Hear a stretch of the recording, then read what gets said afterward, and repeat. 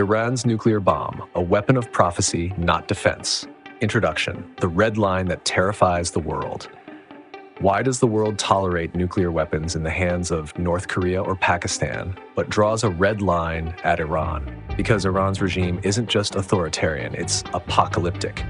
Since the Islamic Revolution in 1979, Iran has fueled wars, terrorism, and proxy conflicts that have claimed over 500,000 lives.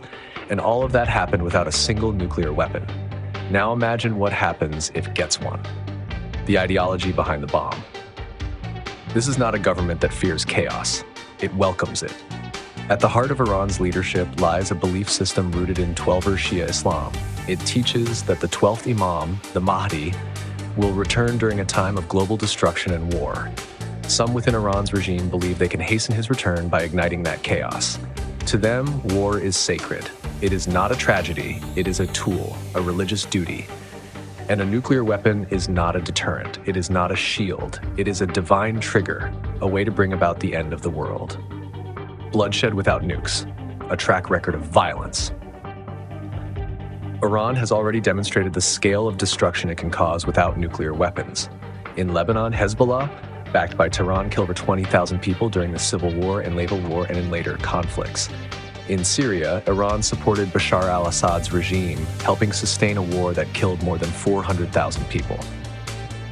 In Iraq, Iranian-backed militias triggered sectarian violence that has killed more than 50,000 people since 2003. In Yemen, Iran's support for the Houthis helped spark a conflict responsible for more than 250,000 deaths, many caused by famine and disease. In Gaza, Iran funds Hamas and Palestinian Islamic Jihad, who have launched wars resulting in thousands of civilian deaths. This is what Iran has done with conventional weapons and ideology. Now imagine that power enhanced by a nuclear arsenal. The enrichment that signals intent. Iran's nuclear activity today has gone far beyond civilian needs. Inspectors confirm Iran is enriching uranium to 60% purity. That is dangerously close to weapons grade, which starts at 90%. Iran now holds over 120 kilograms of this highly enriched uranium, enough for a nuclear weapon. In total, Iran has over 2,500 kilograms of enriched uranium stockpiled, including at 5% and 20% purity. None of this is necessary for peaceful energy use.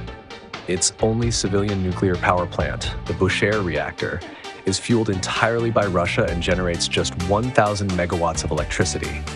It does not require any of Iran's domestic enrichment at all. So why is Iran enriching uranium far beyond what any energy program requires? Because this enrichment is not for power. It is for leverage, for threat, for prophecy. The facility is built for a hidden purpose. Iran's main enrichment facility at Natanz has over 14,000 centrifuges installed, including advanced IR-6 models capable of high-speed enrichment. At Fordow, a deeply buried site under a mountain, Iran is enriching uranium to 60% using advanced IR-6 cascades. Iran also maintains a heavy water reactor at Kondab, previously known as Arak. It was once designed to produce plutonium, enough to build 1 to 2 nuclear bombs per year. Iran's total enrichment capacity is now estimated at over 52,000 separative work units. That is enough to produce multiple nuclear bombs within just a few months. These are not the signs of a peaceful nuclear program. These are the hallmarks of a regime preparing for something much more dangerous. Why Iran is different from other nuclear powers. North Korea seeks survival, Pakistan seeks deterrence. Iran seeks something else entirely. It seeks revolution, it seeks judgment, it seeks the return of the Mahdi. This is a nuclear program not built on strategy, but on religious conviction. If Iran obtains a bomb, the consequences will not end in Tehran. Saudi Arabia has already indicated it will pursue its own nuclear program. Egypt and Turkey could follow. The result would be a nuclear arms race in the most unstable and ideologically divided region on Earth.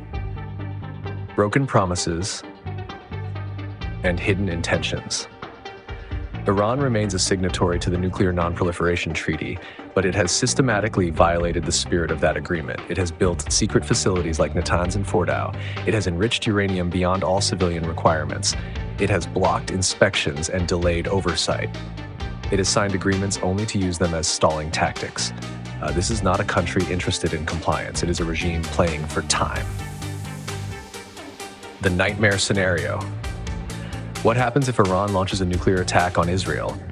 Israel, with its second strike capability, would respond with overwhelming force. The death toll could reach into the millions. And in Tehran, some in the regime may not view this as a catastrophe, but as destiny, a holy sacrifice. A necessary fire to bring about the return of the Mahdi.